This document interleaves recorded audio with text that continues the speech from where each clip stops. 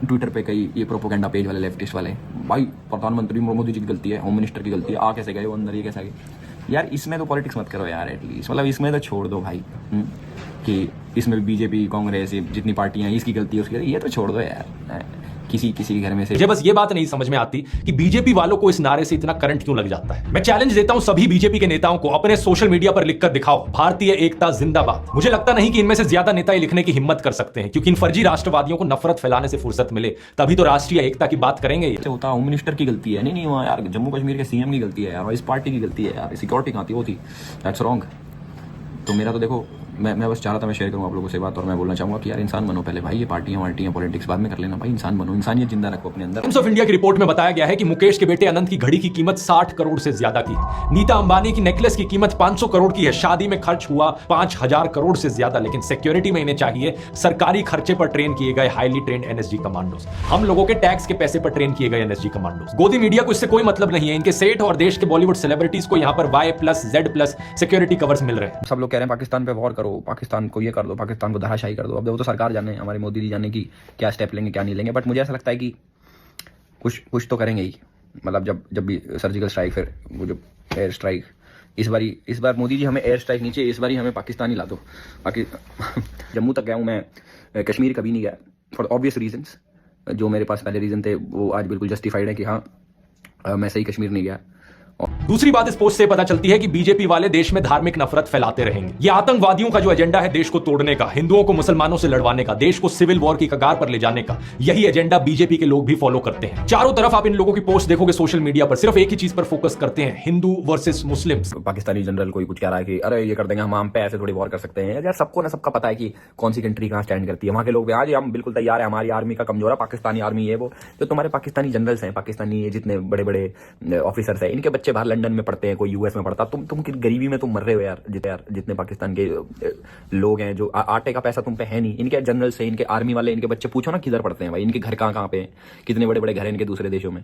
मृतकों की अस्थियां ठंडी भी नहीं हुई थी कि बीजेपी छत्तीसगढ़ के ऑफिशियल ट्विटर और इंस्टाग्राम हैंडल ने यह बेहद ही भद्दा पोस्ट किया। एक गिबली स्टाइल इमेज जिस पर कैप्शन लिखते हैं, धर्म पूछा जाति नहीं, याद रखेंगे। इंडिया टुडे की पत्रकार प्रीति चौधरी ने इस पर तंज कसते हुए कुछ ऐसा लिखा कि किसी ट्रेजेडी का फायदा उठाने के लिए कोई समय ज्यादा जल्दी नहीं है। इस पोस्ट से दो बातें साफ दिखती हैं। पहला यह कि जातिवादी अत्याचारों को लेकर ये कभी कोई समाधान नहीं करने वाले, क्योंकि समाधान निकालने के लिए समस्या को स्वीकार करना पड़ता है। इनसे जरा पूछकर देखो कि आज तक कितने ब्राह्मण, राजपूत या बनियों की बारात में उन्हें घोड़ी पर बैठने से रोका गया है। हमेशा दलितों को ही क्यों मारा पीटा जाता है, इसको लेकर इतने सारे न्यूज आर्टिकल्स मिल जाएंगे। जाति देखकर ही मारा जाता है ना।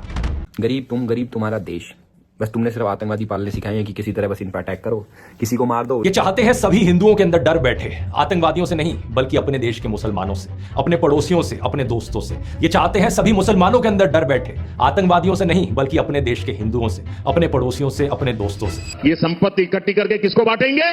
जिनके ज्यादा बच्चे हैं उनको बांटेंगे। 2027 के बाद तो पाकिस्तान का नक्शा ही नहीं है, मतलब पाकिस्तान नक्शे में ही नहीं है। तो मैंने सोचा मैं नहीं यार नहीं, बट अब मेरे को लगा कि ऐसा हो भी सकता है, मतलब क्यों ना हो ऐसा, सिर्फ इसलिए ताकि आप इन्हें डर के मारे वोट दो। यही कारण है दोस्तों कि 2014 के बाद से परपेचुअली हिंदू खतरे में रहा है। चारों दिशाओं से साल भर साल, महीने भर महीने यही हिंदू खतरे में है का नैरेटिव आपको सुनाया जाता है। 8% कम हुई है। Think about this. It's crazy. एक साजिश चल रहा है भारत को गजवाए हिंद करने का, इस्लामिक स्टेट बनाना चाहते हैं। जबकि 2014 से पहले इसकी आपको कोई बात भी कहीं सुनने को नहीं मिलती थी। हम ये क्यों नहीं सुने कि ना साला अटैक हो रहा और परली साइड के ऐसी तैसी कर दी, मतलब इतना परली साइड के डरा दिए कि भाई हिम्मत ही नहीं हो रही अगलों की कि साला बंदूक उठा के इस पार आ जाए बॉर्डर पे।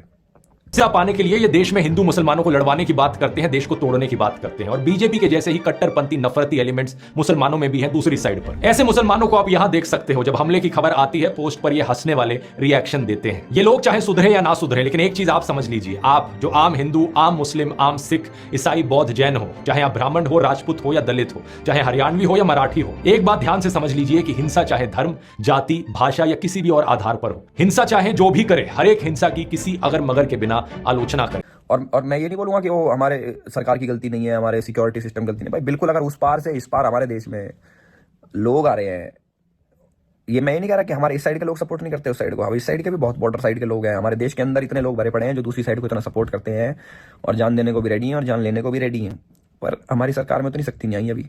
मैं भी सिक्योरिटी सिस्टम हमारा इतना बढ़िया नहीं हुआ कि ये इंटेलिजेंस नहीं पता कर पा रही कि भाई साहब कौन कहाँ से आ रहा है। वीडियोस देख रहा हूँ इंस्टाग्राम पे, सामने पाकिस्तान दिख रहा है, पाकिस्तान वालों को हेलो कर दो, ये कर दो, कर दो। अरे भाई वहां से तैर तूर के बंदे इधर आ रहे हैं, हमारे बंदों को मार रहे हैं, उसको क्यों नहीं रोका जा रहा।